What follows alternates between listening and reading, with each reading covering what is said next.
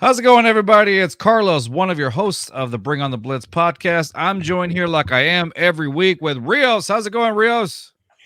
You know, it's weird. This is the first time in 2,139 days that the Astros aren't playing in the ALCS. That is very weird. I don't know Very, what very to do weird. with my October. Like, Yeah, what do you do with time? It's crazy how baseball season just ended like a week and a half ago. Yeah, like what do they do? huh. What do they do? What do I do? Do they still do the World Series? Yeah. Right? Like, Do they carry on? Yeah. like I'm not used to my heart not, pumping out of my chest this time of year. Like, it's I don't know what to do with myself. Why am I healthier now? I already lost a lot of years just from this season alone. Yeah. And that man there on the side is Papi. He's back to join us again. It's been a while since we've seen him. Papi, how's it going, brother? It's good, man. Just got over a little bit of a cold this past week. I'm still getting over it, but feeling a lot better. Good to be back with the guys. Talk some football. There you go. He had a cold, and if it was hard to understand him before, it must have been worse now with the cold. Completely ineligible. We love you, man. We're just kidding. Anyway, y'all, this game. Sorry, this game. I know you wanted to say something so bad. Anyway, that look on his face. That look on his face. All right, man. So the Texans went and played at Foxborough against the Patriots. The first time that the Texans come out with a win against the Patriots in Foxborough. And not only did they come out with a victory, it was a dominant victory. So, first of all, it seemed I think they were at the beginning they were what 7-point favorites going in, right, or something. It kind of fluctuated between 6.5 to 7 point. Right. Yeah, and so I mean, I guess it was expected for the Texans to dominate against the Patriots, with a brand new rookie, with a rookie quarterback making its debut, a shaky offensive line.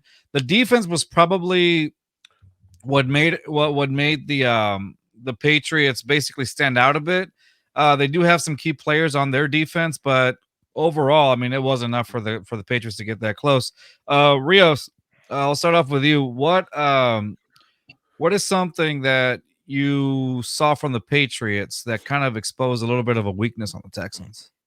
Well, first, let me start off by saying the Letterman jacket game has been avenged. Yeah, that was for them. That was for People them. know what we're talking about. If you've been following this game for a while, you know exactly what we're talking about, and that game has been avenged. But now, something that it's been a recurring theme, not just with this game, but over the last several weeks. Teams have been targeting Eric Murray because he's out there almost 90% of the snaps, and teams have been targeting him, and he's been giving up a lot of touchdowns. He has given up a touchdown every week since the Vikings game, basically. Like last season, the person that was attacked the most was Michael Stewart or MJ Stewart. Yeah. This season looks like the guy that the defenses are focusing on is Eric Murray, because Stingley, outside of that one touchdown he gave up, he wasn't really targeted a whole lot on Sunday. And surprisingly, they didn't attack the other corner, as he was, basically 24 hours on the roster, and they didn't really target his side of the field. They focused solely on Eric Murray, and I was able to get him back into the game for a little bit. They made it a ball game. They made it a ball game at halftime. I mean, I feel like a lot of that comes to the fact that it was Drake Mays, taking over. I don't think he's had enough, game time behind him to be like, okay, this is what the game plan should be. I'm gonna, take what the defense gives me, because like you said, I feel like any other quarterback, pretty much any other team, would have targeted the Texans' weaker side on stuff. But Drake May, at the end of the day, did impress me as far as he the Patriots go. Like even when the game never felt like it was out of hands for the Texans, especially how electric the offense started the game. They went 14-0 in the first quarter. I would say halftime, it felt like the momentum was shifting a little bit. It did, but it was only because the Patriots made it competitive. Like the first half, like I thought, even giving up that first touchdown to them on the second quarter, I felt like that it didn't really mean much at the time, because it looked like the Texans were scoring like super easily. Even without Nico Collins, we were talking about the wide receivers stepping up, the wide receiver group in general. Stephon Diggs had one of the best games of the season. Tank Dell finally had the catches that we expected of him.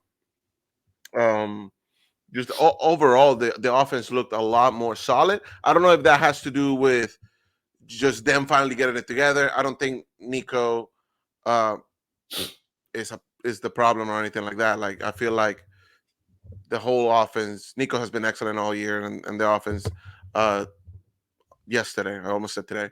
Yesterday, I feel like it looked really good. Schultz had one of the more consistent games he's had all year. So, sir, you really didn't watch the game if you said Schultz. Dude, when you're just looking at the what am I trying to say? Just not the stats. Just when everybody was getting back, Schultz was the only one getting any kind of separation at times, and when CJ needed him, he converted those first downs.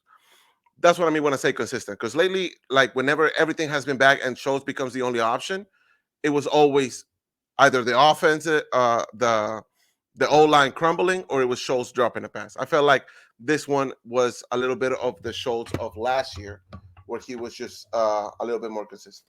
I gotta disagree on that one. Yeah, me too.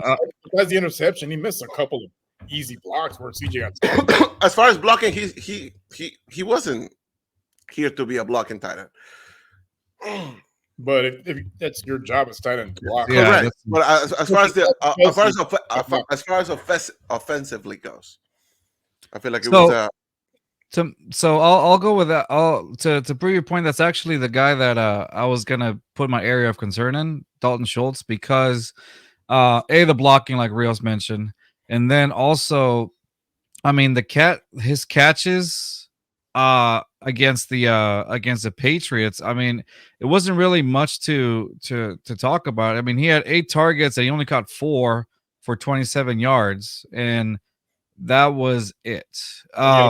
Drops and then he had drops, and then that interception really that bounced off of him. The interception was like the biggest low light on there for sure, because that counted against CJ, even though it bounced off of him. But the thing is, at that point though, it's how there needs to be more involvement of Dalton Schultz. There was one particular pass that CJ threw.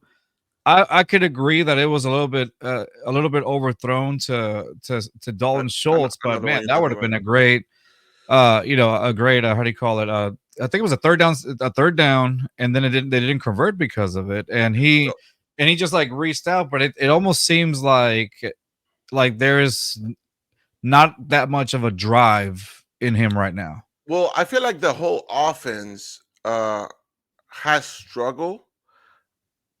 Besides Nico Collins going into this game, because obviously Nico Collins have been the standout player.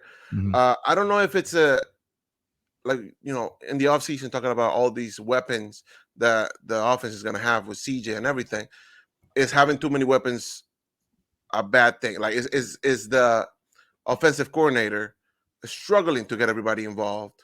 Right? We've seen Tank Dell being a ghost of himself up to this last week's game. Schultz, I feel like last year was a lot better than he has been.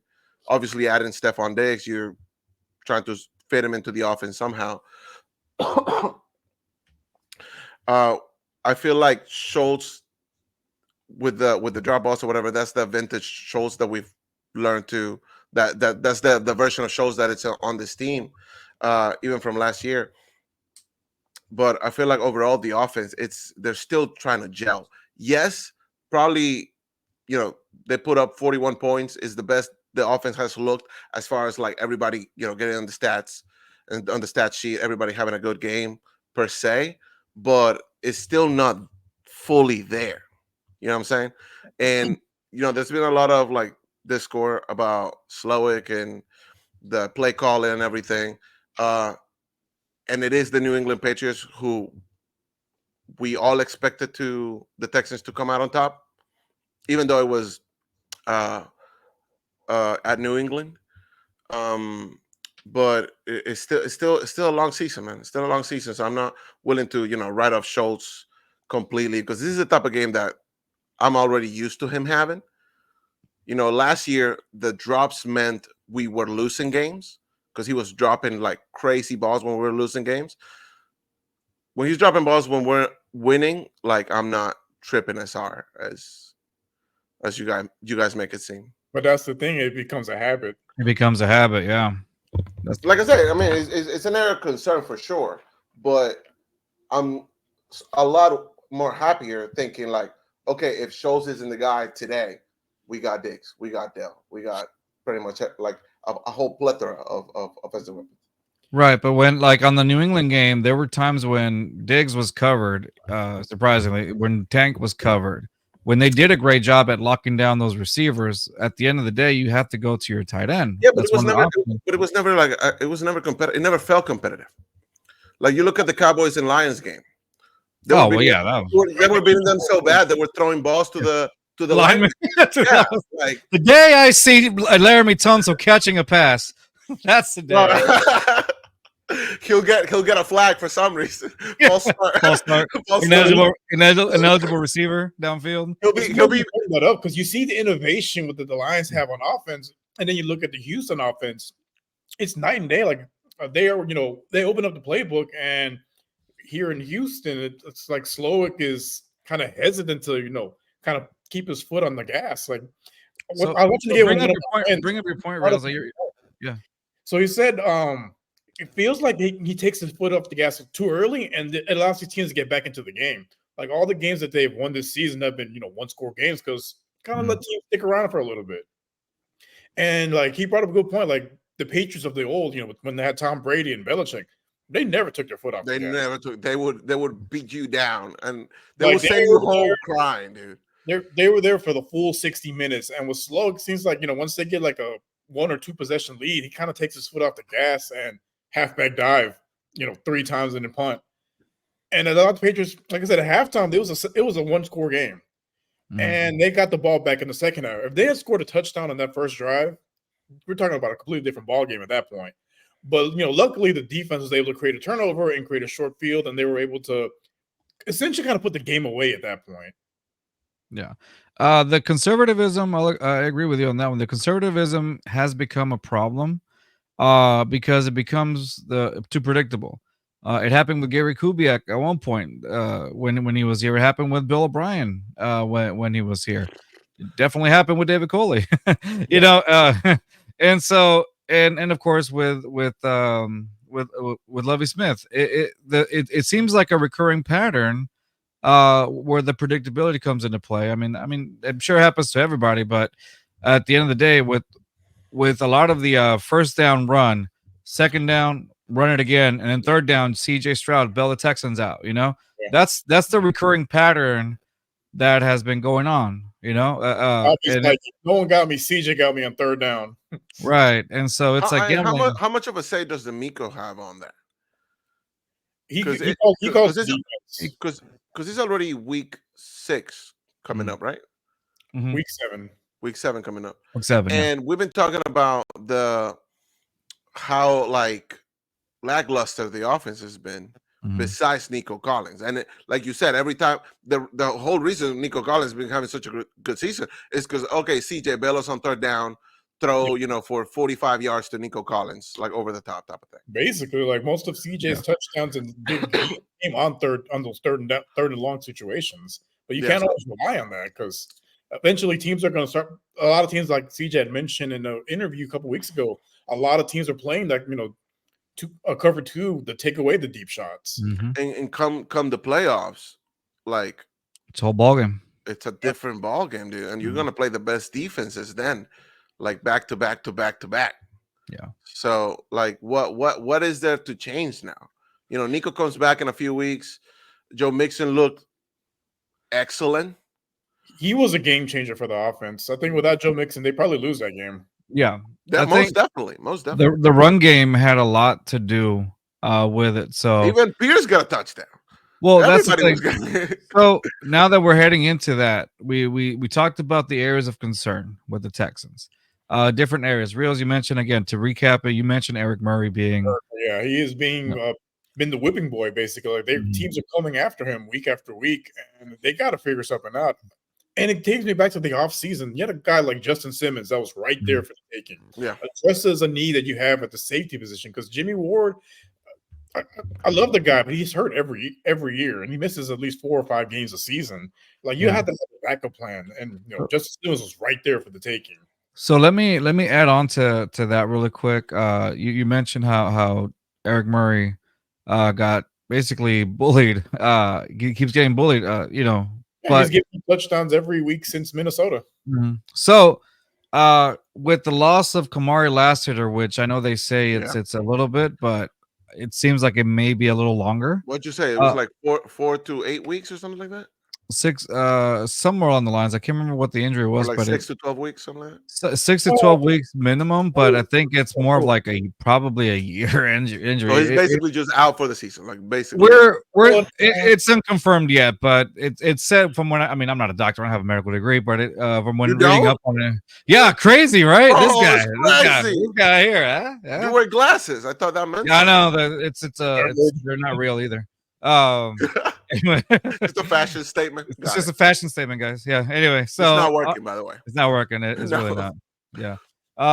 Honestly, it said when Dr. Google, I believe, mentioned that it was that it could take like a full year to with a degree. Yeah, it could take like a full year to fully heal. I think it's a shoulder. I think it's a shoulder injury, if I'm not mistaken. I think for him, it's going to be a matter of pain tolerance because if it was major, he would have been on injured reserve already. Just the threshold. I think they're going to obviously check on him week to week and see how he feels of it, but it's just his pain threshold or whatever. But it's the last thing the Texans needed because it is. The secondary has been the biggest area of concern. So right now they have a covering for him is D'Angelo Ross, who filled in. Now he had like 66 snaps. He had 1 target on his side. He had 1 catch, and then 1 catch thrown on him for like 9 yards.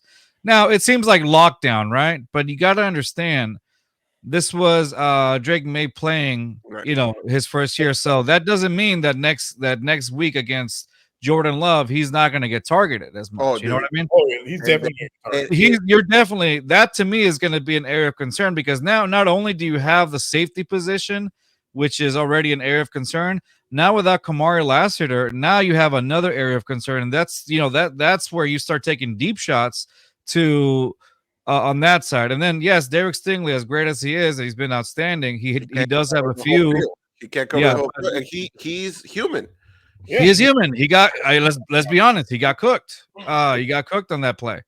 I guess Justin Jefferson. He got cooked all game, all 4 quarters. He got cooked.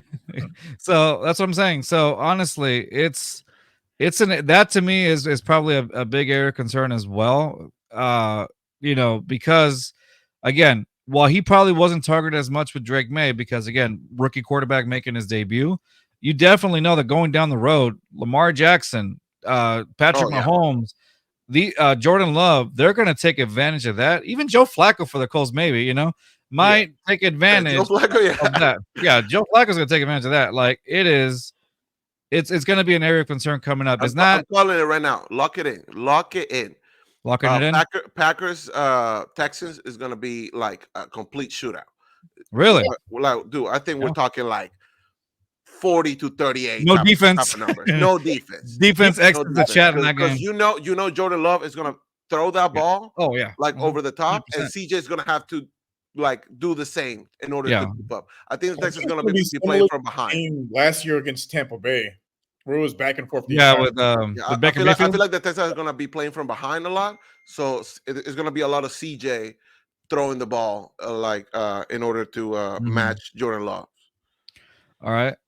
So with that being said, now that we've addressed areas of concern, conservatism, another one for me, Dalton Schultz, Eric Murray, all that. At this point, let's talk about the positives. Let's look at the guys that stood out and showed out for the Texans.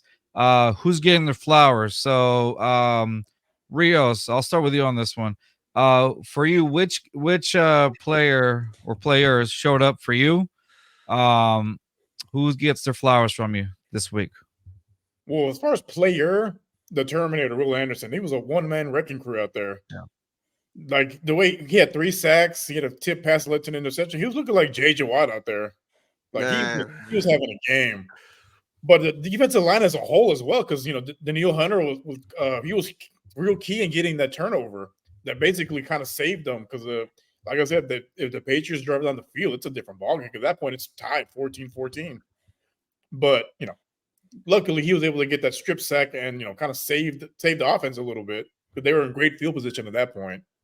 And in Mario Edwards, he had a game as well. So unfortunately, he got suspended, but they get Denico Autry back, so it kind of offsets that a little bit. But yeah, defensive line, as a whole, played really well. But Will Anderson was the guy gets the flowers for this week because, like I said, 3 sacks, tip pass, tackles for loss. Like he's, I think, 3rd in the league in sacks right now. And it's funny because there was like a discussion earlier on Texans Twitter this week where people were like, did we give up too much for Will Anderson, or would you rather have Will Anderson or Jahmyr Gibbs or Sam Laporta, all those guys that were still available if they didn't move? And I'm like, this guy was a defensive rookie of the year. He's yeah. You know what? I thought about it for a second because I really love Sam Laporta. I really love his game. I love what he brings to the Lions. But like you said, Will Anderson, dude, defensive rookie of the year for a reason, and he's all that and a bag of chips, dude. Yeah, with not just with the winning his matches against the tackles for loss. He's starting to put up sack numbers, starting to get tip passes. Like if he continues this pace, he might be in the conversation for defensive player of the year. Defensive player of the year, yeah. Not just rookie of the year, but defensive player of the year. Like he's making a name for himself. Houston has a lot of primetime games where a lot of people that normally don't get to see Houston games get to see him in the spotlight, and it only helps his candidacy if he continues to have the season he's having so far. 100%. Honestly, for me, my standout shout out is definitely Joe Mixon. As you mentioned earlier, Rios, without him, they don't win the game, and I agree. Or if they do, or at least they keep it, very, very close game. But honestly, yeah, Joe Mixon was a big difference maker. I'm glad that he looked pretty good. I mean, he looked pretty good on making his runs and things like that. It didn't seem like he was like there was much of there was an injury. He looks like he's recovered, and I'm glad to see that because going further while Nico Collins makes his return, you're definitely going to need the Texans are going to have to adjust that run game to make up for Nico not being there. And of course, you have your receivers, definitely, but eventually the way to help your receivers get the ball is by having a good run game. And that's where that's where Mixon comes in. And you know what? Another guy that I do want to give a shout out to, even though he got a touchdown that you may have not wanted to count, Dameon Pierce. We did see the old, we did see some Dameon Pierce like plays where he would just go hard for like a yard or two or whatever. Yeah, but it was a solid yard. It was a solid yard. Beautiful yard. If y'all saw, he was pushing like crazy. It was like beast mode was just waiting to go through, and that one chance he got, he went straight. That speed, like he was going off. And so honestly, Dameon Pierce, I'm glad to see that he got something at least, because that could definitely be a confidence booster for him, because so that, and you never know, that's the thing, maybe that's what he needs, just like in baseball, some guy just needs to get out of a slump. Maybe this is the thing that gets him out of it, and you start seeing a more productive run game, not just with Joe Mixon, but maybe some Dameon Pierce yardage coming along. And of course, they're going to see that tape of Dameon Pierce. How did he get open? Because you have to contain him, and now that's another person that you have to worry about on the defense. So if he starts making these types of plays, oh man, the Texans' run game is going to be pretty legit. And I hate that I want to keep adding. Kenyon, that run by Mixon wouldn't be possible without Kenyon Green. That block that he made, Kenyon Green, where he opened up the gap, boom, Mixon went straight out. And so honestly, big shout out to Kenyon Green as well. He's finally becoming the guard that we coming thought to his own. Yeah, that we thought he could be out of the draft a couple of years ago. Well, speaking of gaps, another nice little wrinkle the offense added was the gap running scheme. Like, yes, we didn't see a whole lot of that, with Mixon out, but with him back, they can add that in. That actually benefits Dameon Pierce a little bit as well, because it does those gap runs, he was able to get some positive yards, and then you get that in the zone running that Mixon's able to do, and Mixon, I mean, even though the hole's not there, his patience and his vision, he just waits for something to develop.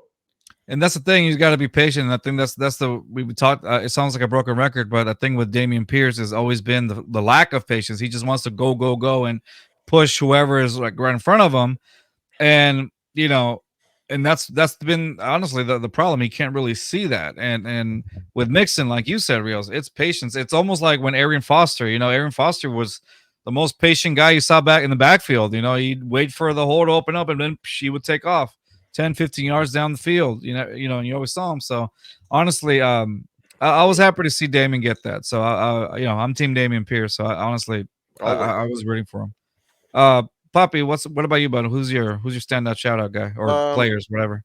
I mean, you guys really touched on the bigger points, the bigger standout players, but I gotta say, man, the wide receiver core stepped up like we knew they should have. I love Tank Dell getting his first touchdown of the year. Again, another case with like Dameon Pierce, not a severe, but definitely a confident boost for him to get in the end zone. We've seen the chemistry between him and CJ all last year. I just want a little bit more of that, especially while Nico's out. Stephon Diggs, another big game for him.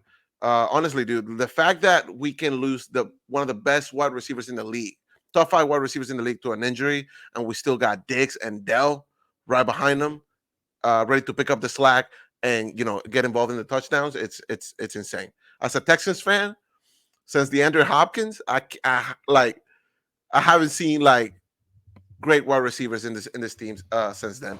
So it's a blessing having those guys. And I just gotta say the offense as a whole, man. As far I know, it's been a little bit stagnant coming into this game, but this is the first 20-point game difference for the Texans. So how can you not be happy? For literally a 20-point difference, literally a 20-point game. Yeah, so I feel like standout players for me, besides the ones that you guys mentioned, definitely the wide receiver core. Yeah, they definitely put up some numbers, and they were doing a good job of distributing it. With the sharing the wealth. I want to say, to back up your point there, Rios. So Stephon Diggs, 7 targets, 6 receptions for 77 yards and a touchdown. Tank Dell, 9 targets, 7 receptions, 57 yards and a touchdown. Joe Mixon got targeted. He went into the receiving game also for a little bit, but he had like 30 receiving yards, Joe Mixon, in 2 receptions. And then he got Dalton Schultz again for 4 receptions for 27 yards. And of course, I like this one. Dameon Pierce had a reception for 1 yard. All right. The hardest yard. Yeah, a very hard earned yard, right? Every yard makes a difference, man. Every yard. You can ask the Tennessee Titans that. They'll tell you. Yeah. They'll tell you. There you go. And overall, I mean, I want to say, definitely. And I think Rios brought up a point in their chat as well that I wanted to address. I mean, kudos to the offensive line for not getting any of those penalties, man. In an away game. This is 2 weeks in a row. No Tunsil false starts. Knock on wood. Blake Fisher. I want to say Blake Fisher also has done a pretty decent job stepping up here and there. I think Laremy Tunsil went out in the second half, if I'm not mistaken, and Blake Fisher came in for him. Now, I remember last week he was substituting. I want to say for Titus Howard on the right side, and then he did he did fine, whatever, and then a few hiccups here and there. But then this week he had to replace Laremy Tunsil on the left side, and he did fine. I think he held his own. He held his own. So I think Blake Fisher done a pretty decent job acclimating to this in his rookie year. Switching from left to right here and there, especially against that Patriots defense, because their defense is very similar to the Brian Flores defense for the Vikings. Mhm. Similar, disguises. They blitz at a same type of rate, and good job at kind of disguising those blitzes. It looks like Yeah. they're sending 8 in the box, and then 5 of them will drop back in coverage. So it was different looks on defense, and he held his own. Like I didn't see a whole lot of pressures coming from the left side after Tunsil went out. 100%. All right, so let's move on now to the Packers. Los Packers. It looks like the Texans are going to be wearing the deep steel blue uniform and all out. So that's going to be fun to see. I do like the home jerseys that they have this season, and then now with the deep steel blue, I've been waiting to see how that combination looks like on the field, because you've only seen the typical, the blue and the white pants or whatever. Are and they so playing now at Green Bay? Yeah. Yes, Lambeau Field. They're debuting their white. I think it's called. It's an all white uniform, right? Yeah, the white helmets, white pants, and the white jersey. It's like an ice out game or something like that. Kind of like how Minnesota has their version of it too. Yeah. So it's gonna be fun to see that. So for sure, some of the expectations. What do you expect to see? I don't know. Papi, I think you brought it up even earlier. You expect to see a shootout. I'm telling you, it's a shootout, man. Seeing how Jordan Love played this past weekend against Arizona, he went off, dude. 4 touchdowns, only 1 interception, 258 yards. Ridiculous. 22 for 32. Just Jacobs. We know the run game is there for them, but with that kind of win, going 4-2 against the Arizona Cardinals, that has been pretty fun to watch, even though they're 2-4 right now. Jordan Love wants to make a statement, man. He knows that he knew that coming into the season, he wanted to take the league by storm. Yeah. And what better game, man? Texans at Green Bay, 2 of the best young quarterbacks in the league, just that, like, going after each other. It's going to remind me kind of like that CJ Burrow game from last year. Yeah. I think it's going to be high scoring. We're talking like it's going to be a true test. High 30s for both teams.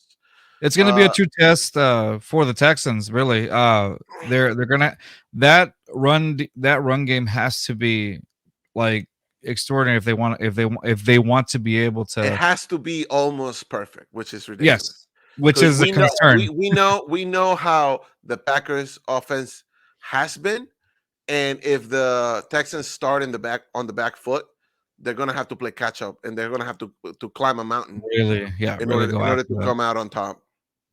Rios, what's your take on this one?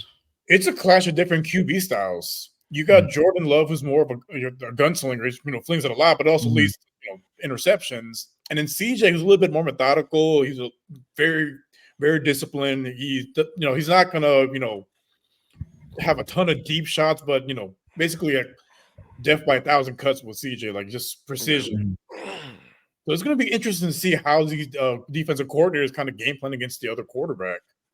Because like with the Packers, if I'm their defensive coordinator, obviously with no Nico Collins, I have to worry about having the 2 high safeties at that point. Because with Tank Dell and with Stephon Diggs so far this season, I haven't seen a whole lot of play designs where they take deep shots with those 2. So it's probably going to be a lot of CJ working the middle of the field. Involved. But I think for Houston, the key to success is establishing the run game early. Control the clock. Keep Jordan Love on the sidelines, because the more that your offense is out there, the less chance they have to score. I can definitely see a big game, another big game from Joe Mixon, and another big game from Tank Dell.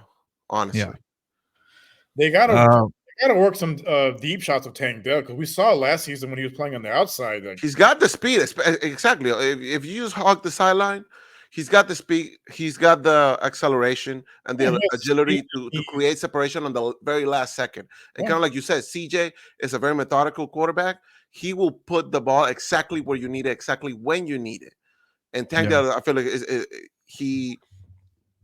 they gel together pretty well in those type of options. Yeah, Slow is really going to have to get a little bit creative and trying to create some deep shots, because you can work the middle of the field, but if you're in a high scoring game, you're going to have you're gonna have to have some tricks up your sleeve to kind of confuse the Green Bay defense. Otherwise, they'll just sit in zone coverage all day and just take away those shots in the middle of the field. Yeah. If I'm the Texans, I'm watching out for safety Xavier McKinney. He's got 5 interceptions this season. I think he leads with the interceptions this season. Yeah. Damn, that's tough. Well, yeah, he had a pick in the first 5 games. He didn't get one against Arizona, but yeah, he had a pick in him. And 6 he was on pass deflections too. The Giants let him go. Yeah. Oh, Giants. So that's a guy to watch out for. Definitely Xavier McKinney. He's got the most touchdowns out of anybody right now. He's leading the league on that. So interception. It's something. It's something that they got to watch out for, because I'm not saying CJ has been interception prone, but he's, I think, compared to last season, I think we knew this was going to happen, right? Yeah. More teams have. Yeah, no, of course, because there's more tape on them. Of course, there's more tape. Kind of like you said earlier, like sometimes the offense can be a little predictable. So. Yeah. Well, I think because he has 4 in the season, 2 were on CJ. Like, he had just made a bad throw, but 2 of them were deflections where the receiver basically gave it to the other team. Right. But they still count the same, but like a little context in that kind of does make a bit of a difference. Yeah, Devontae Wyatt for the Packers has 3 sacks this season, also, so something to look out for. Let me see what else. O-line has to come big, really guard them. Yeah, so they have to be, especially during the pass protection. I think that's where most people have seen the Texans. It's like it's a little inconsistent. Sometimes they have great blocks. They block really well, and CJ has tremendous amount of time in the pocket. But then there's times when it just kind of collapses immediately. And CJ takes a sack. So I think that's another thing they have to really look forward to. Line, they kind of struggle. They're still struggling a little bit with stunts. Like, they struggled with stunts against the Vikings, and I think teams saw that on tape, and they're kind of disguise things and pull those stunts where they can get the pressure up the middle. But that's kind of like I want to say the weak spot of the offensive line, but it's definitely vulnerable where you can have success getting pressure on them. It's going to be one of those games where you have to make the most out of every snap. And, we touched on it earlier. The offensive line hasn't had any flags in the last 2 games. Mm-hmm. They need to continue that trend going into the Packers, because it's going to be one of those games where, like, you cannot turn the ball over unnecessarily.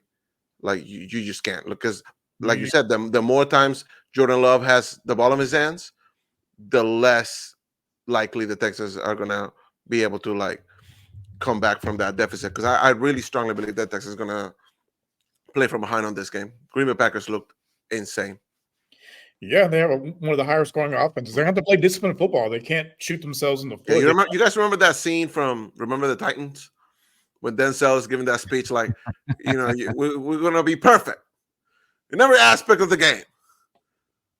You miss a blocking assignment, you run a mile. you drop a ball, you run a mile. Like, that's how I need the Miko and all of the coaches to be, like, in that locker room, because they will need to be perfect against this Green Bay Packers game. I think it's going to be the game of the week. The good thing that helps them out, though, is that the Packers run defense isn't all that. So with Joe Mixon coming back and Dameon Pierce, if he has a play like how he did last week, this weekend, excuse me, then that should definitely help them out, and take some deeper shots as well. If you get to establish the run in a creative way, not just on the first, just predictable, like first down, You got to get creative with that run, with that run. What are the odds? Like, does Vegas have odds on what the first play is? I know that the Texans are underdogs this coming into this game. Underdogs? I mean, it's a Green Bay. Green Bay's playing at home. They're playing. Yeah. I get it. I think the key for Houston is basically controlling the line of scrimmage on both sides of the ball, the offensive line and the defensive line, because Jordan Love is a different quarterback when he's under pressure. When he doesn't have a ton of pressure, his quarterback rating's over 107.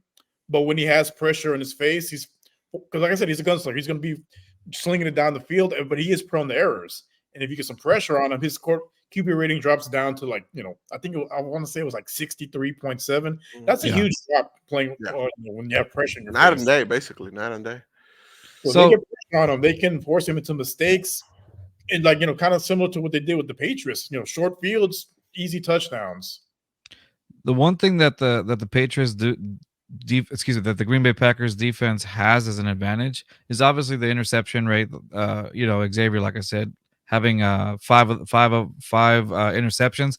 Well, overall, the defense has like nine interceptions, and they're pretty good at forcing fumbles. I think they led the league in 23.2% in forced fumbles. So their turnover, they are one of those defenses that causes a lot of turnovers. And over the last couple of games, you've seen a few turnovers from the Texans. CJ Stroud had a fumble. He recovered. It was recovered, of course, but had a fumble.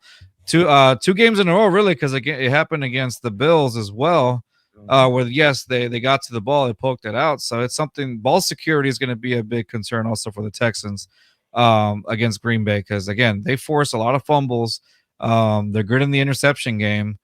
And so I think exposing the weakness with the run for the Texans is going to be definitely key. Establishing that run creatively, it's going to be a big advantage for the Texans. Not just that, but also the quick passing game. Get the ball to CJ's hands quickly, because then that will negate that pass rush. Yeah. Well, yeah. I mean, this the checkdowns, right? Checkdowns and stuff like that. Yeah, because he had opportunities against the Patriots. To kind of give the defense gave him some easy shots. He just looking for the bigger play. And I think against Green Bay, he's going to have to play a little bit more disciplined, take what they give you. Even if you got to dink and dunk your way down the field. Hey, that's more time that you have on the clock for time of possession. It increases your chances of winning the game. Yeah. And this next part, like, if you've been watching the Texans as long as we have, one thing has always been for certain, no matter which coach is at the helm, once the Texans literally, and this happens every year, happens at least one game, and I think it happened with Minnesota. Once the Texans really start doing something wrong, everything just happens to crumble, and they lose control of the heads game. start coming down, like it happened in 2012 against this very same Green Bay Packers, right? The Texans were, I believe, same record, 5-1. It's when they played in NRG Stadium, correct? And it just snowballed. Like, I can't remember what error started it, but it just snowballed, and the game was pretty much over by like third quarter. Yeah, by third quarter. Yeah, it was like a 2-score game, wasn't it? Well, it was like it was almost a 3-score game. I think. 3-score. Yeah, it was somewhere it couldn't. They put up garbage time points, but I mean, it was over. Yeah, it was over basically. Yeah.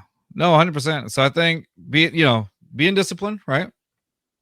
Taking care of the ball, establishing the run effectively and creatively are definitely going to be things that the Texans need to do. Papi, what is something for you that you want to add on to this, bud?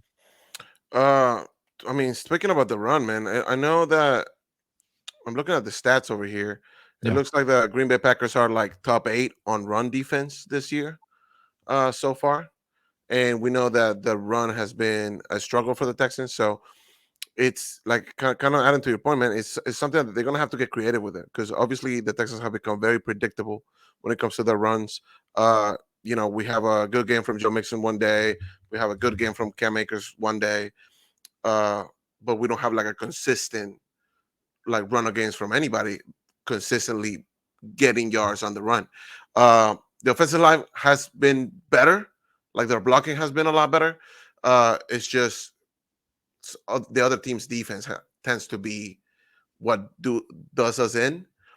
But I feel like if they can just establish that run game, and CJ and the wide receivers can get it started early, I feel like the Texans can get away with a win. Yeah. Away from home. But like I said earlier, dude, it's gonna have to be perfect. It's gonna have to be almost perfect. No errors. The offensive line has to be disciplined. They have to conserve the ball, and they can't allow the lead to get too far ahead. Like, if this becomes like a 10-point game, it's still reachable. But if it becomes like a 14, 17-point game, I don't see how the Texans effectively come back from a deficit like that big. We saw it against Minnesota. right? Like as soon as the game got out of hand, they tried throwing the ball like crazy, and it just wasn't working. Minnesota knew exactly what the Texans were going to do. The Texans weren't being creative. They weren't trying to find weaknesses in their defense. Like the moment the game got out of hand, you knew it was over. Right. And this isn't the game. Yeah, go ahead. Sorry. Like it cannot. The Texans cannot let that happen again against Green Bay or anybody else. Like you at the very least, you want to make it competitive. At the very least, you want to keep it competitive. The defense for the Texans needs to like be on point as well. But the team cannot win if we do not put points on the board. So if the lead starts getting away too much, they're gonna have to like get really creative. And Matt LaFleur is one of the top offensive play callers in the league, and you know he's going to have to throw some new wrinkles out there. Oh, you know he's coming out with everything. He's pulling the bag. Like if you look at the tape, like you can take deep shots against the team because their weakness is the secondary, honestly. But it's crazy because they've allowed the lowest percentage of passes completed, the lowest amount of yards allowed. But then again, how many great quarterbacks have they played so far? I would argue Josh Allen was probably the most offensively driven quarterback that we played this year. Right. He got injured mid-game, right?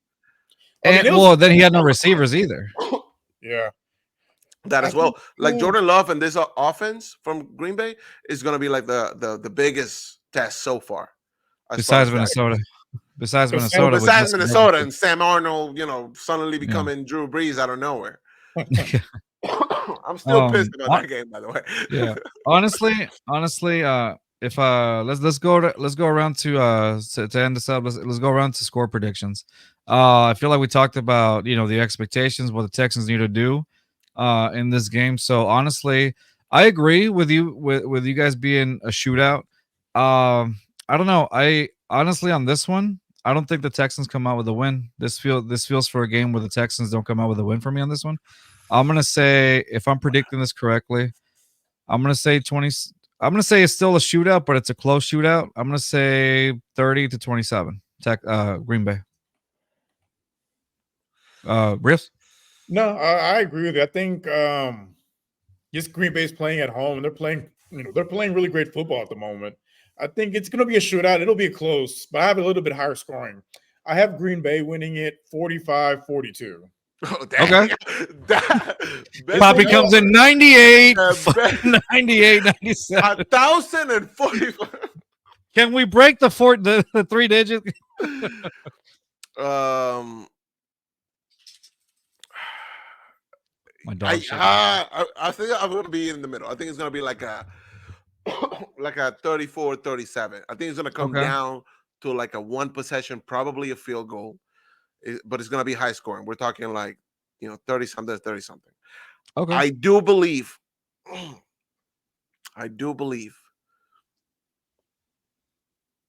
No, the Texans are winning it. Okay. 37-34. The Texans are taking it. The Okay. Texans are taking it. All right. I'm just on me. I mean, I chose it because Rios also said it. It's the home field advantage that the Packers have. No, it doesn't matter. No, they show out. They show out. They do show out. And Jordan Love right now, he's playing out of his mind. He's hot. The Texans have a huge weakness right now in the secondary, both in the safety and of course now in the CB2 spot with Kamari Lassiter. I don't know how much D'Angelo Ross is going to be able to hold that. I mean, again, he was tested only with Drake May. Right. And then also I'm honestly doubting Bobby Slowick's creativity when it comes to the run. That's what I'm thinking. And that's why I chose that. I mean, honestly, that's the only reason I'm going for. Yeah, I think if Nico Collins is playing or Lassiter is playing, it's a different ball game. Oh yeah, for sure. Oh, if Nico Collins is playing, it will be 70-72. So just with the injuries and like I said, the Packers are playing at home. They're debuting a new look. I think they're going to have a lot of momentum going into it. Yeah. And they pull off, like I said, a last-second win. But, hey, it's going to be an entertaining game nonetheless. Yeah. But I'll tell you this, though. Game, right? Sunday night? No. It's regular. This again should be a primetime game. But it should be a primetime game. They've had – who's playing Sunday night? I want to look it up real quick. Sunday night. Sunday night football. Sunday night is Chiefs 49ers. But that's the afternoon game. That's not Sunday night. Oh no, it's 3:25. Yeah, no, you're right. Jets Steelers, get out of here. Stop it. Get out of here. Jets Steelers. Ooh. That's disgusting. Some of these decisions on some of these primetime games, I'm like, you got a matchup of two top 10 quarterbacks, but you put them at the 12 p.m. spot. Like, that's crazy. The week after, it's Cowboys versus 49ers. Then week 9 is Eagles and Jaguars, and week 10 it'll be Lions versus Texans. That'll be a good one. But I have a feeling that Eagles and Jaguars games are going to get flexed out because you think so? I think with Jacksonville, if they lose this weekend, they're probably going to be sellers towards the trade dedeadline. They already should be. Well, they traded one person, one of their defensive tackles, to Seattle for a 6th-round pick. Well, because the rookie that was on the bench, he's been playing fairly well, so they want to give him more reps. So I can see them making that move. But if they lose this weekend, they'll be 1-6. Their season would be essentially over at that point. Yeah, because you'd be 5 points behind, 5 games behind in the division. And at that point, you got to start looking towards next season. For sure. Hey, quick question right before we go in the next few minutes that we have.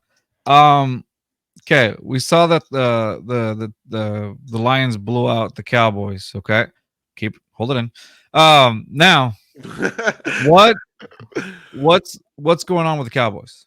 Like, seriously, what's going on with the Cowboys? They had some decent games, and now it's just, it's just like, what's happening? You're falling apart here. How much is it on Dak? How much is it on the rest of the team?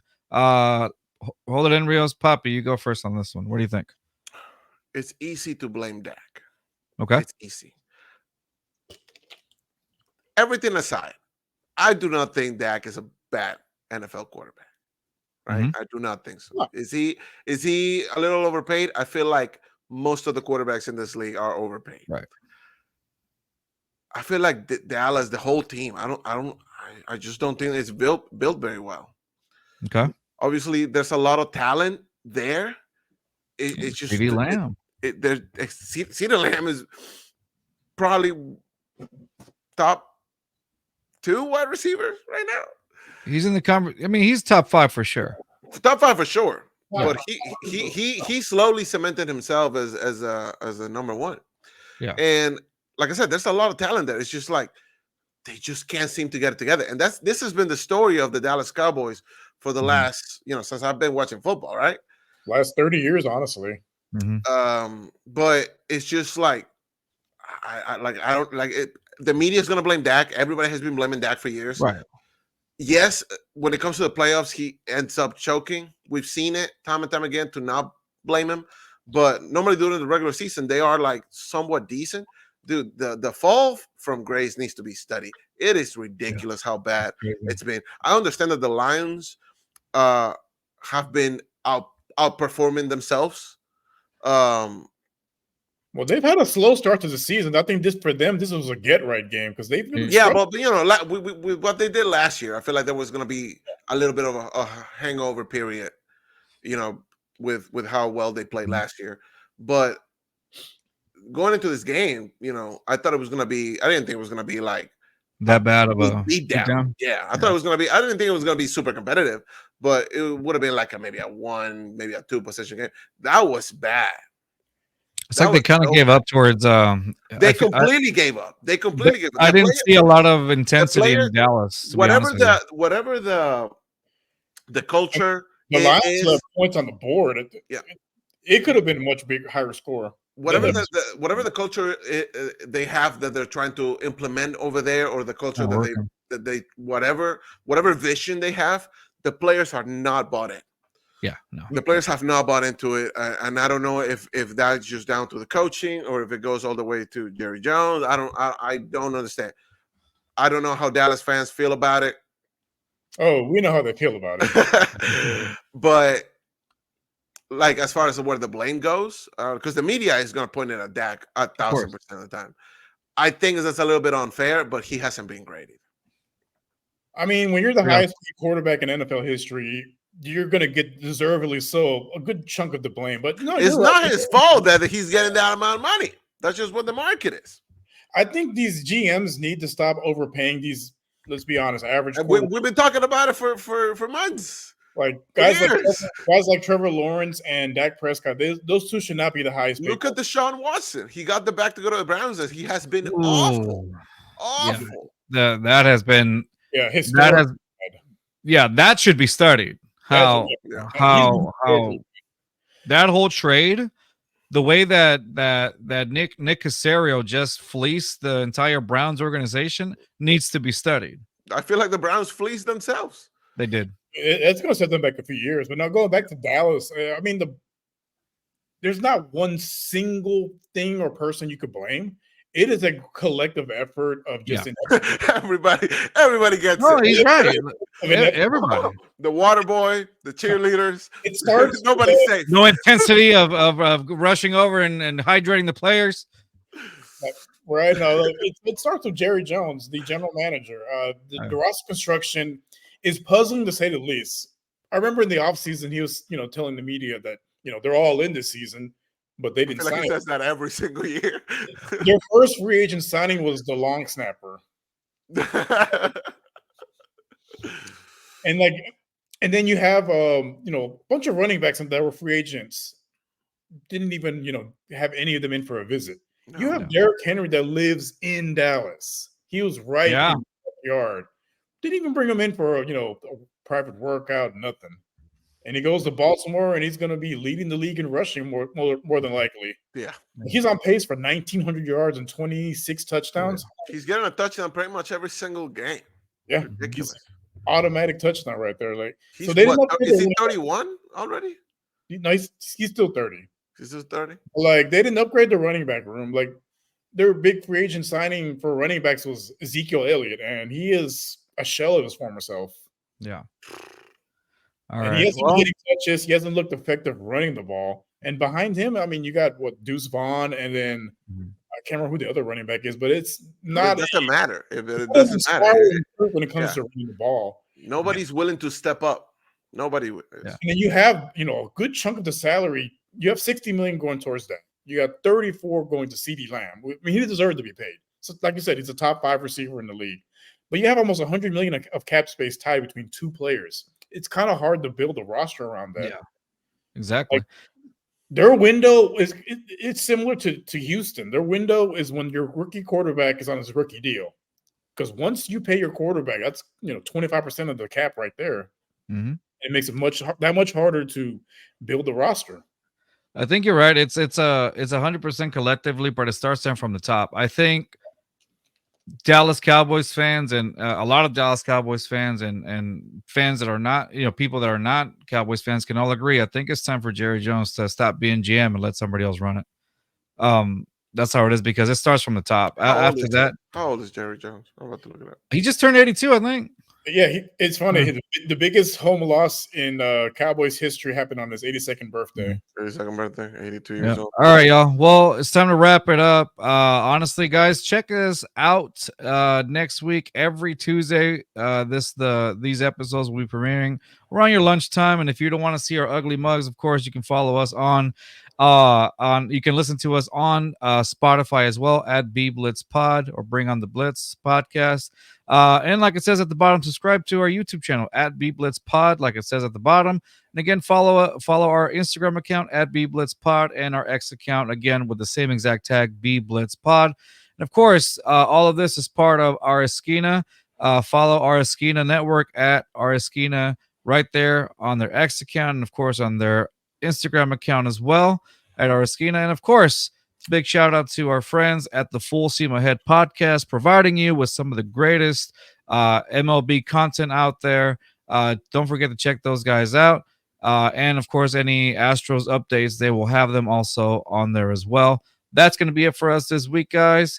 Take care, and we will see y'all next time. Hopefully, we'll see what the Texans do against Green Bay. See y'all later. Peace.